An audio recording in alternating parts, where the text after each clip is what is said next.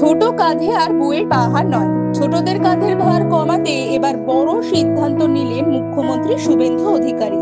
একটা ছোট বাচ্চা সকালে ঘুম থেকে উঠে পিঠে তুলে নিচ্ছে প্রায় নিজের ওজনের সমান একটি ব্যাগ। তারপরে স্কুল, টিউশন, হোমওয়ার্ক, শৈশবটা যেন কোথায় হারিয়ে যাচ্ছিল ধীরে ধীরে। আর এবার সেই ছবি বদলাতেই বড় পদক্ষেপ নিল রাজ্য সরকার। পড়ুয়াদের ওপর পড়াশোনার অতিরিক্ত চাপ কমাতে একাধিক নতুন নির্দেশিকা জারি করা হয়েছে।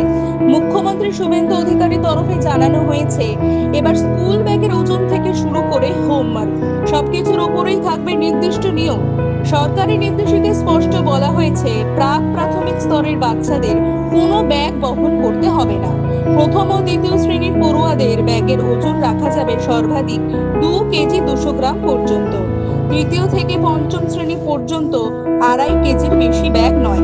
ষষ্ঠ থেকে সপ্তম শ্রেণীর ক্ষেত্রেও 2 থেকে 3 কেজি। অষ্টম শ্রেণীতে সর্বাধিক 4 কেজি।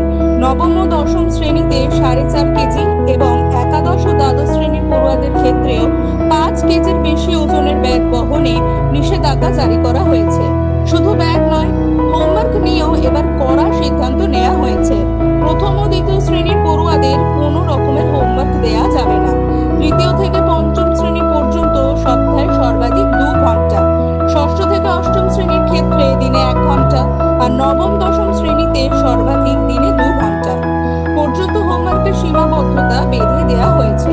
চিকিৎসকদের এক অংশ বলেছেন, শরীরের ওজনের 10% বেশি ভারী ব্যাগ বহন করলে শিশুদের মেরুদণ্ড ও কাঁধে দীর্ঘমেয়াদী সমস্যা তৈরি হতে পারে। তাই এই সিদ্ধান্তকে অত্যন্ত গুরুত্বপূর্ণ বলেই মনে করছেন বিশেষজ্ঞরা। এদিকে তীব্র গরমের পরিস্থিতির ওপর কথা মাথায় রেখে আগামী 31শে মে পর্যন্ত গরমের ছুটিও বহাল রাখার ঘোষণা করা হয়েছে। শিক্ষাবিদদের মতে এই সিদ্ধান্ত শুধু নিয়ম বদল নয়, এটি শিক্ষা ধারণা বদলেরও ইঙ্গিত। এবার শুধু মুখস্থ বিদ্যা নয়, গুরুত্ব পাবে সৃজনশীলতা, খেলাধুলা আর মানসিক বিকাশও। কারণ শৈশব মানে শুধু বইয়ের চাপ নয়, শৈশব মানে হাসি, গল্প, খেলাধুলা আর আনন্দে বড় হয়ে ওঠা।